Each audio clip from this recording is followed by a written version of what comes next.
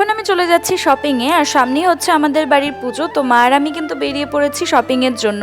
তো প্রথমেই কিন্তু মন্দির দর্শন দিয়ে শুরু করলাম, তারপর চলে যাচ্ছি হকার্সের মধ্যে। আর এখানে কিন্তু ঠাকুরের জিনিস সবকটা একসাথেই পেয়ে যাবে তোমরা। তো এখান থেকে এসে আমি ঠাকুরের আসনের জন্য কাপড় নিয়ে নিয়েছি। এখানে অনেক গোপালের ড্রেস ছিল, আর আমি এই ব্লু কাপড়টা নিয়ে নিয়েছি।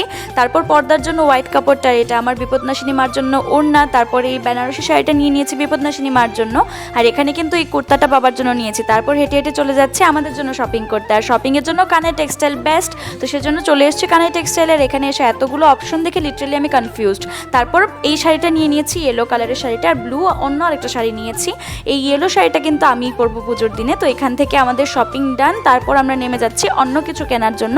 তো সেখান থেকে বেরিয়ে আবার চলে এসেছি হকার্সে। এখানে মার ড্রেসের সাথে ম্যাচ করে বাবার জন্য কুর্তা নিয়ে নিয়েছি। তারপর আমরা বেরিয়ে বাড়ি চলে যাচ্ছি। এই ব্লগটা তোমাদের কেমন লেগেছে কমেন্ট করে জানাবেন। নেক্সট ব্লগে দেখা হচ্ছে, ভালো থাকবে, টাটা।